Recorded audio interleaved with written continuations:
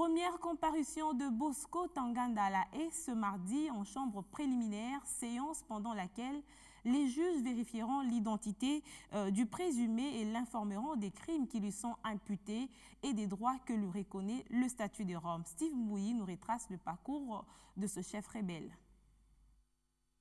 C'est depuis août 2006, sous le coup d'un mandat d'arrêt de la CPI, que Bosco Ntaganda vit.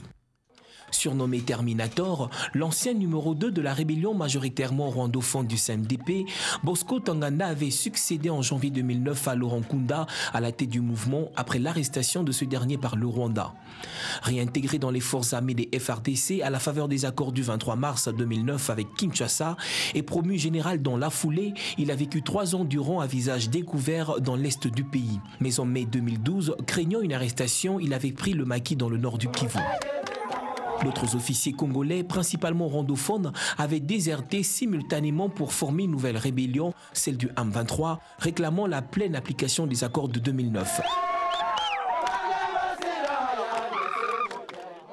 Dirigé militairement par Sultani Makenga, le M23 a toujours nié que Bosco Ntaganda en faisait partie. Mais celui-ci exerçait au minimum une influence au sein du mouvement par l'intermédiaire d'officiers qui lui étaient proches ainsi que du président du M23, lui-même Jean-Marie Runinga. En novembre 2012, la rébellion avait pris la ville de Goma, la capitale de la région du Nord Kivu, pourtant défendue par la MONUSCO avant de se retirer au bout de quelques semaines.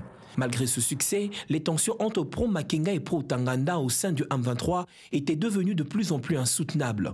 Bosco Ntaganda craignait notamment d'être arrêté par la faction de Makenga. C'est ainsi qu'il a donc décidé de se rendre au Rwanda où il est allé se livrer de son propre gré à l'ambassade des États-Unis, demandant à être transféré à la CPI. C'est peut-être ici la fin d'un parcours d'un homme qui a longtemps semé la terreur dans l'est de la RDC.